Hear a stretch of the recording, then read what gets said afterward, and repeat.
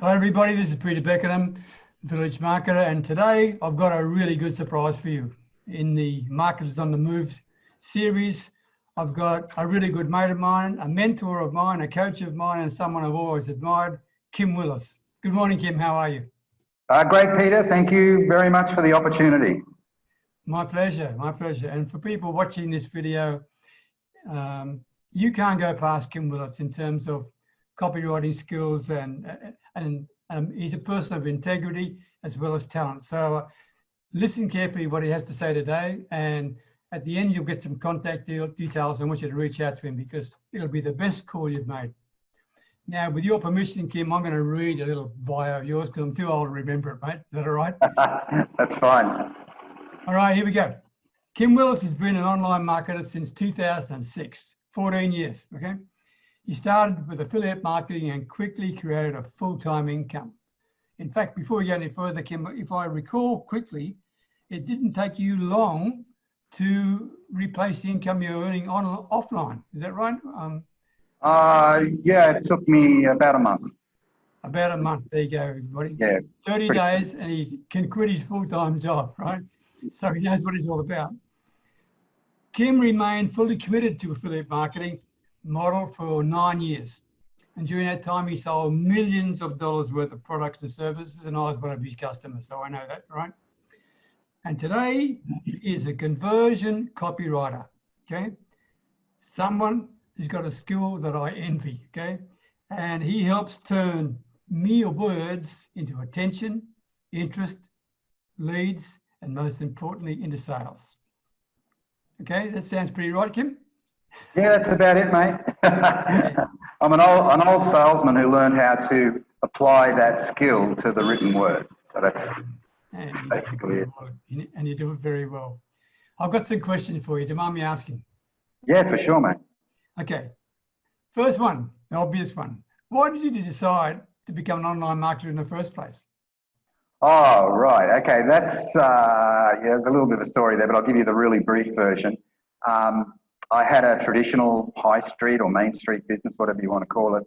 It was in the finance arena, and we're doing property deals. So it's a combination of arranging finance for people and also doing these positive cash flow property deals. A bad judgment call was made about a particular strategy. And that judgment call cost me a lot of money, and because of that, the business started to kind of implode, right?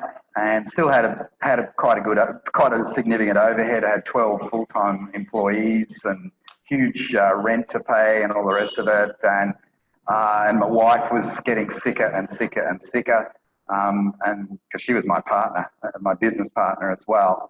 So I just found it was just incredibly difficult to straddle so many boats at the same time because my wife wasn't able to do what she used to do so well.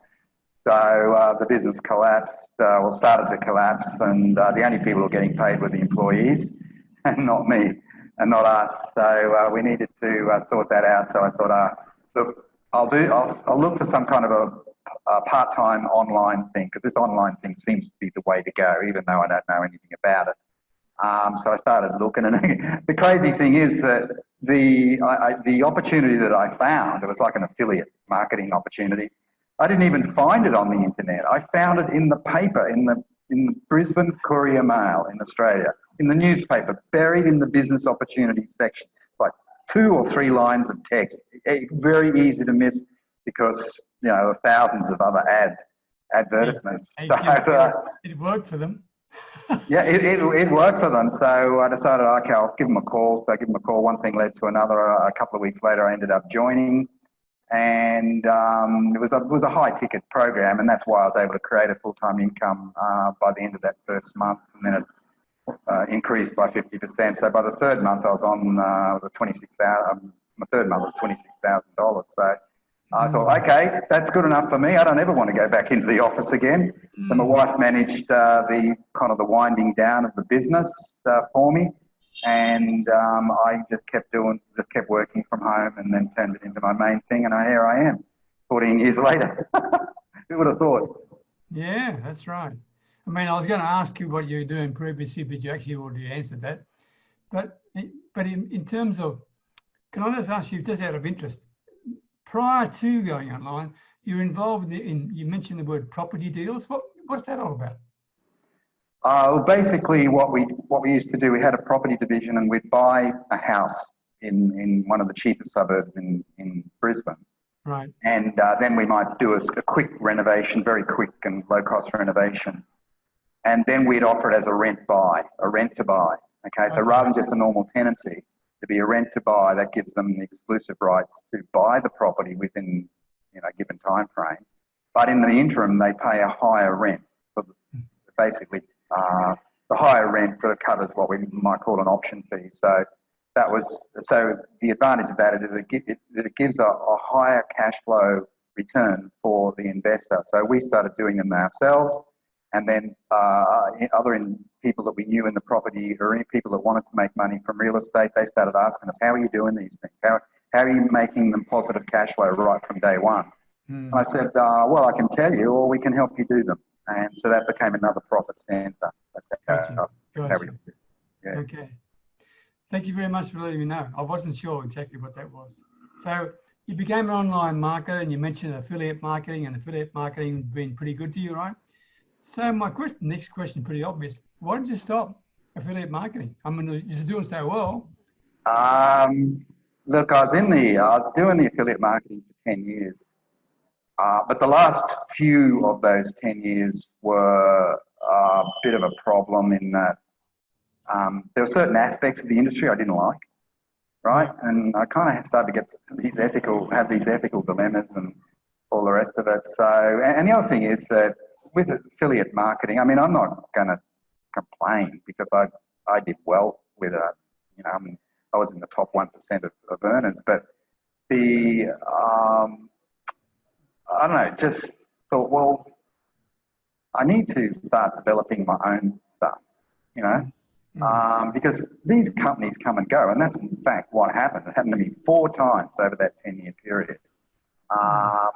Each one, yeah, and one of them, Peter, and that was the big one. And I thought, well, you put your heart and soul into working with a company, promoting their products, but you have no idea what's going on in the boardroom. You have no idea. We're like lambs to the slaughter.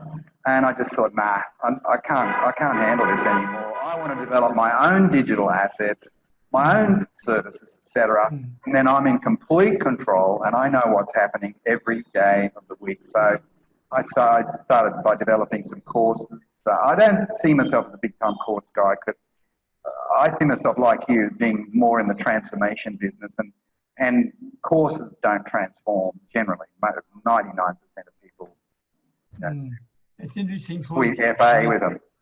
Yeah. A lot of people buy my courses, okay, and excited about buying them and never even started them.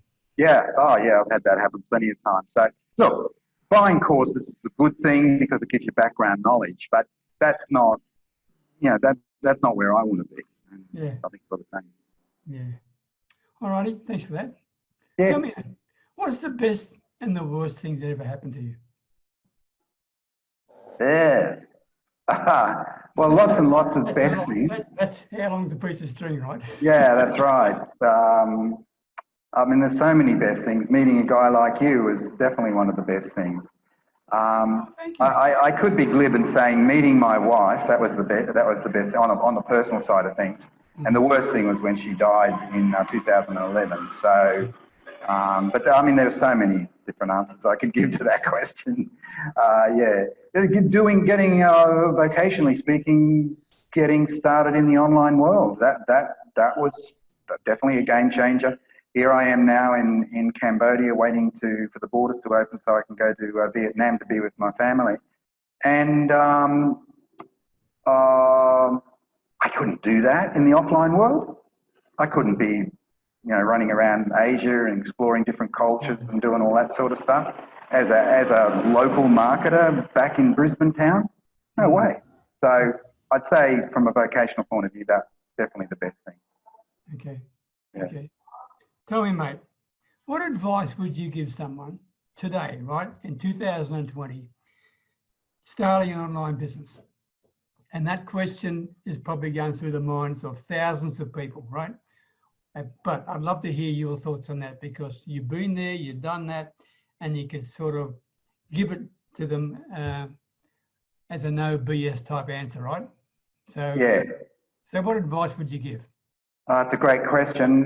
Once again, it could be answered in different ways, but I would say the best thing you can do is to avoid the lure of shiny objects. Mm-hmm. And this is a big one for people in the industry, for people joining. Guilty. Yeah, look, I've been guilty as well, but you don't, in the overwhelming number of cases, you do not, even if you do make some money, you don't make lasting money. And if this isn't just about making a buck today, it's about what's going to happen in the future, and the income and digital assets that you build for yourself give you the best chance of creating a strong, sustainable income. So avoid, look, I had a guy, I'll give you an example, a really good example here. This is a guy I've been talking to last night, and he's based in Canada. He's a smart guy, he's a tech guy, so he has a tech type of business. He helps people solve their tech problems, okay? And lots of technophobes like me have those problems. And he's very, very good at what he does. And he said to me last night, it sort of gobsmacked me, because he said to me previously, this is his passion. He loves solving tech problems for businesses and, even solopreneurs. And he said, but I'm giving it all up very soon. I said, really? I said, why? Because this is your passion, man, and you're good at it. Mm. And he said, I'm doing this trading thing on the side, and it seems like the money is better than what I'm currently making, doing a legitimate kind of thing, doing the computer stuff that he does. And I thought, another one. Mm. Another one being sucked in by the lure of an easy dollar. Mm. And the overwhelming likelihood is that it will fail, it'll collapse, and then he'll be back where he started. Mm. So it can affect anybody, and particularly in these crazy times that we're in at the moment. There's all sorts of scammers and hustlers and just bad people out there luring kind of vulnerable people into their web of deceit. So that's, off the soapbox now, but that's the advice. Avoid those things. Build a real business, because all of those other things, they ultimately fail. So what you're really saying is, don't get your expectations right, okay? Don't expect overnight success. You need to get off your butt and do some work, right? It's not just instant opportunity, correct? Yeah, absolutely. You've got to learn the skills, and because a lot of people are into kind of instant gratification, they don't want to learn the skills. They just want, give me the money, give me the money, give me the money. Give me this push button easy formula, right? But it doesn't work that way. It doesn't work in the offline world. Why is it going to work in the online world? It's no different in that sense. Good point. So look, scams are everywhere. People get lured into them. Perhaps lure is the wrong word, because that suggests that the people that join these things are victims. That's not true. These people are seeking out these types of opportunities. So they've got to take responsibility for their decisions. So it's a bit of tough love there, but I'm just trying to save people a bunch of angst. Yeah, no, that's fine. Money. That's fine. I appreciate your honesty. But I mean, just one last question on that issue. You said that people need to build a business and not try the fly-by-night or the shiny objects things. Could you just clarify a little bit more about how people could do that? How what? How could they actually, in terms of advice from you, what's the best way to get started online? That's what I'm trying to get at. Yeah, well, you can start with affiliate marketing, but why not, instead of looking for the get-rich-quick schemes, why not look for some legitimate products that have a real need and demand in the marketplace, such as tools, various tools that businesses use, and learn how to market those tools. Just a very simple idea would be, okay, this is very small ticket, but you know, I'm an affiliate for youve, which is an autoresponder email service. Okay, and you don't make much money when someone buys it, but they'll tend to stick with it for years. I've still got people that join youve, that subscribe to youve through me 8 years ago, and they're still paying 8 years later. But I mean, there are higher ticket offers out there, but look for legitimate services and product, not a kind of a recruitment scheme, because they're the ones that get into problem, you know, that get into trouble. So real products that stack up in the marketplace, even a product like ClickFunnels, okay, it's a bit expensive, but you can make very good money if you learn the skills to market something like that. It's a bit expensive, but the commissions are pretty good. You get $40 a month for the duration, right? So you get 10 of those, you've got $400 a month. You get 100, you got $4,000 a month. I'm not a ClickFunnels promoter, by the way. So I'm just giving an example. Legitimate tools and SaaS, software as a service type products. That's where I'd be heading, because there'll always be a market for those kinds of things, and they're not based on recruitment. They're not kind of money-making schemes of themselves. The product will stack up by itself without any recruitment required. Excellent advice. But the other thing is that if you've got a skill, maybe it's a marketable skill, and then you could turn into a coaching business or something like that. You've got a skill that you've acquired in the offline world. Maybe there's a way of marketing that in the online world. Maybe there's a market for it.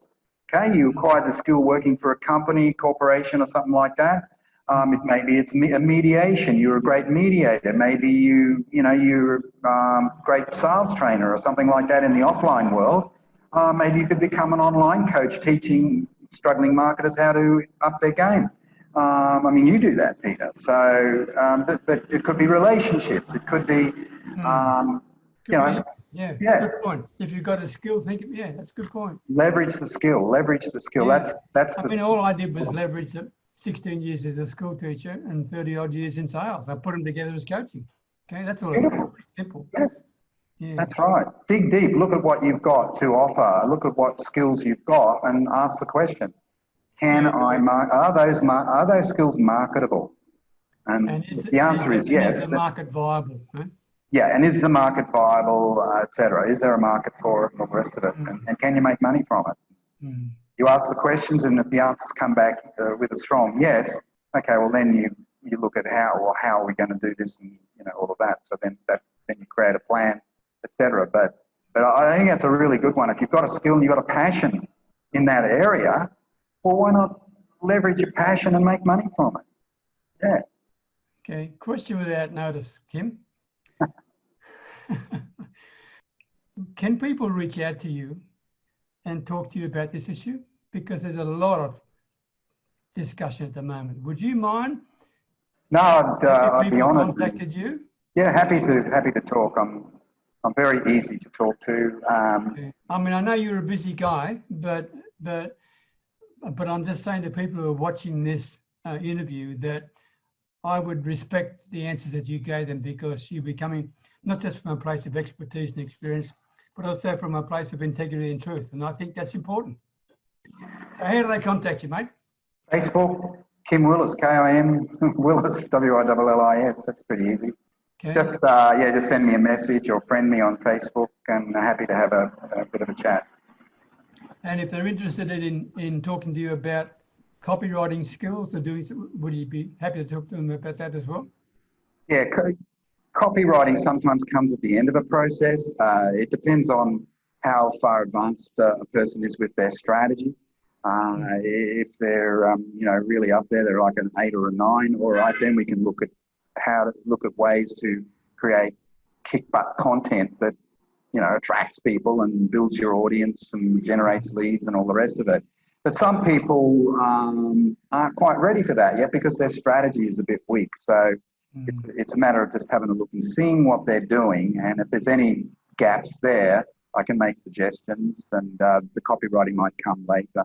Okay, because in my mind, I wasn't thinking about someone who's just starting out online. I was thinking about someone who actually had an existing successful business, but like to take it to the next level. And I thought one of the best ways to do it would be in terms of utilising your copywriting skills. That's what I was getting at. Yeah. I definitely. If they're at that level, they've already got proof of concept in place. In other words, they've made some money. They may not have made a lot of money, but they've proven it just amongst their own circle of influence. They can attract 10 clients or 5 or whatever it happens to be. Okay, that's a good base. That's a good foundation. Maybe they're at a higher level than that, but the sort of people that tend to talk to me, they've already got a few runs on the board, and they just want to get to that next level. How do I get to that next level? Can I do it on Facebook? Can I do it somewhere else? You know, what's the best way to do it? And often it comes back to the messaging. Improve the messaging. That's one of my mantras. Improve the messaging, and the results automatically follow. You know, so if we get the messaging strategy right, really connecting, we want people to think when they see one of your content pieces, whether it's a Facebook post or a blog post or something else, an email, right? They want to think, oh my goodness, it's like he's talking directly to me. You know, when you get your content to that point, then you know you're on a winner. Good point. And I can speak personally for your messaging skills because you taught me exactly what it's all about. And I'll always be grateful, Mr. Willis, for that. Thank you very much indeed. My pleasure, and thanks for all the help you've given me, Peter.